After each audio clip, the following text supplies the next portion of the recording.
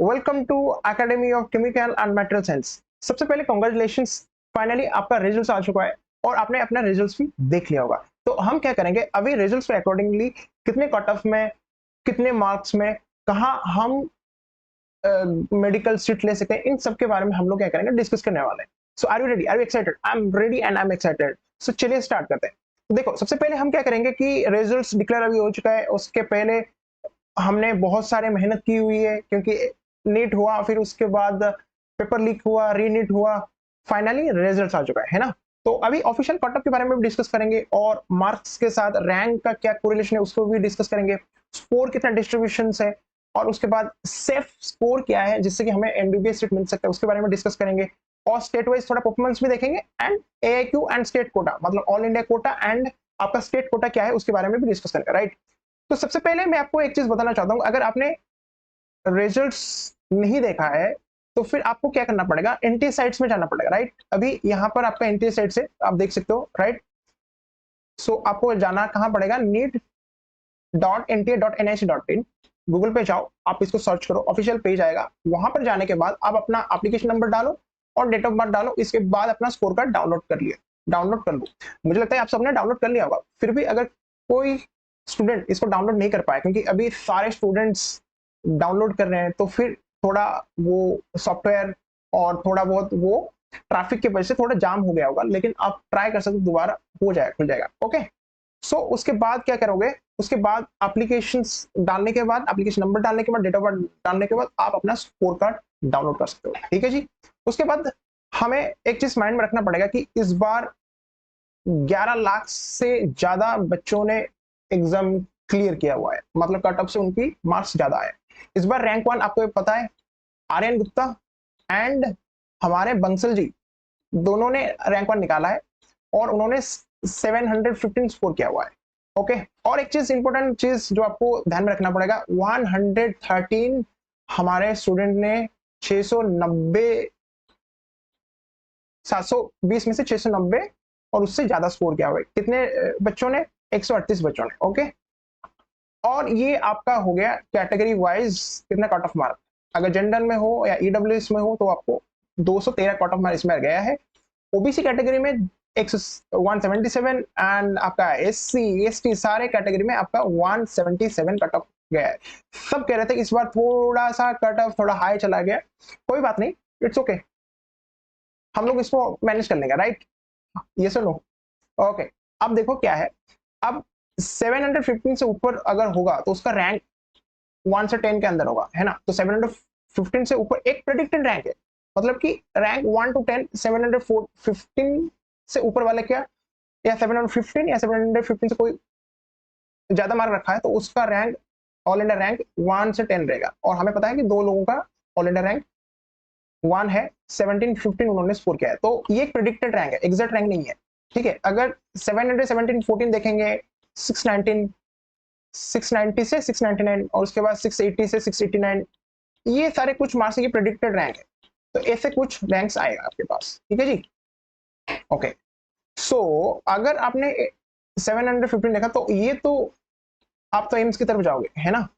तो अगर आपका रैंक, है ना, 100 के अंदर आएगा तो फिर आप स्टेट मेडिकल कॉलेज में जा सकते हो, और फिर 100 से 500 होगा तो फिर एम्स ब्रांचेस में जा सकते हो, और ऐसे कई सारे गवर्नमेंट ऑर्गेनाइजेशन में जा सकते हो। ये सारे प्रेडिक्टेड रैंक है, मतलब कि एक्सपेक्टेड है, प्रेडिक्टेड कह सकते हो, एग्जैक्ट नहीं है ना। तो हमने इसको कैसे डिसाइड किया, ऑन द बेसिस ऑफ जो हाई से लो स्कोरिंग मार्क के हिसाब से हमने इसको डिस्कस किया, राइट।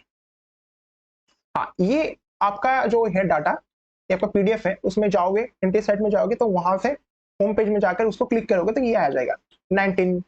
अब ये देखो 1371, 601 से 650, 845, और ये देखो, और ये देखो, और ये देखो, एंड यहाँ से देखो। ओके, सो यहाँ पे जो 19 स्टूडेंट्स है, राइट, 701 से 720 के बीच रखा, तो 0.002%, तो ये तो जाएंगे ना, 4 एम्स में जाएंगे, और नेशनल लेवल कुछ गवर्नमेंट चीज तो लेके जाएंगे, है ना।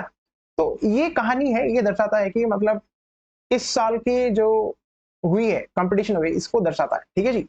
हाँ, अब ईयर वाइज देखते हैं क्या था। अगर 2019 की बात करें तो फिर, और 2026 की बात करें तो यहाँ से 7 साल और 7 ईयर्स में हम कैलकुलेट करेंगे तो 15.19 लाख से कितना हो गया, 22 लाख। ओके जी, 22 लाख। ये नंबर क्या है, ये नंबर है कि कितने लोगों ने रजिस्टर किया, कितने लोगों ने एग्जाम को अपेयर किया है। ठीक है जी, 15.1 लाख लोगों ने, बच्चों ने इसको रजिस्टर किया था, 14 लाख बच्चों ने एक्चुअली अपेयर किया था एग्जाम। यहाँ पर वैसे 22 लाख बच्चों ने इसको क्या किया था, रजिस्टर किया था, फॉर्म भरा था, लेकिन 19 लाख लोगों ने एग्जाम दिया था। ओके जी, ओके। सो उसके बाद जाएंगे। हाँ, अब ये बात आपको थोड़ा देखना पड़ेगा कि ये प्रेडिक्टेड स्कोर्स है। अगर 650 680 आसपास ऊपर है तो जनरल कैटेगरी में तो आपको गवर्नमेंट मेडिकल सीट मिल जाएगा, ये प्रेडिक्टेड है।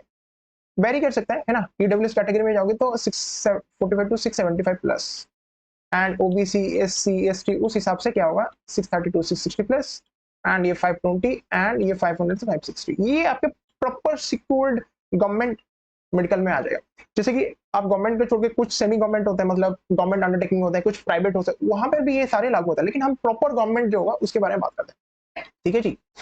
हाँ, अब थोड़ा कुछ स्टेट वाइड कुछ है, आप थोड़ा उसको भी देख सकते हो, कितने लोगों ने मतलब रजिस्टर किया था, कितने लोगों ने अपेयर किया था, ये सारे वो रेशियोज दिखा रहे हैं। तो राजस्थान हो गया, दिल्ली हो गया, आपका यूपी हो गया।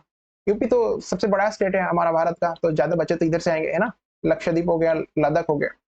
ठीक है जी, ओके। सो अब कोटा के बारे में बात करते हैं। कोटा मतलब वो कोटा नहीं है जो कोटा के बारे में हम डिस्कस कर रहे थे। ये कोटा है all India seats versus state quota. तो ऑल इंडिया सीट्स क्या होगा 15% होगा, और स्टेट कोटा होगा 85% कोटा। तो आप जिस स्टेट हो उस स्टेट का एक कोटा लग जाता है, तो वहां पर अप्लाई कर सकते हो, या फिर ऑल इंडिया कोटा भी लग सकता है, जो कि एमसीसी एडमिनिस्ट्रेशन आपको ये कंडक्ट करवाता है। ठीक है जी, और ये आपका स्टेट लेवल का होता है। तो ये इसका वेटेज कितना है 85%, इसका होता है 15%। आई थिंक ये आपको समझ में आ गया होगा, राइट। अब फाइनल रिजल्ट काउंसलिंग के बारे में बात करते हैं। देखो, अगर आपने कट ऑफ मार्क क्लियर किया है, जैसे कि हमने देखा कि 220 210 ऐसे आ गया था जनरल में, अगर मार्क्स देखें तो जनरल कैटेगरी में इतना आ गया था, लेकिन यहाँ से सीट नहीं मिलेगा। काउंसलिंग का मतलब ये है कि आपने कट ऑफ से ऊपर मार्क रखा तो फिर आप बैठ सकते हो, कि आप फॉर्म अप्लाई कर सकते हो, लेकिन दुख के साथ कहना पड़ेगा कि सिर्फ कट ऑफ क्लियर करने से सीट नहीं मिलेगा, आपको हाई स्कोर करना पड़ेगा, जो हमने अभी देखा। ठीक है जी, तो टेंशन नहीं लेना है अभी के लिए, पैनिक नहीं होना है। बस एक चीज आपको करना है, क्या, अभी आपके पास एडमिट कार्ड होगा, उसको अपने पास रखना है। जो आपने डाउनलोड किया स्कोर कार्ड, उसको भी अपने साथ रखना है। ठीक है जी, इसको अपने साथ रख लेना है। 10th सर्टिफिकेट रख लेना है, 12th सर्टिफिकेट आपको रखना है, मार्कशीट 10th का सर्टिफिकेट, क्योंकि इसमें आपका एज एंड बर्थ प्रूफ मिल जाएगा, और 12th का मार्कशीट चाहिए।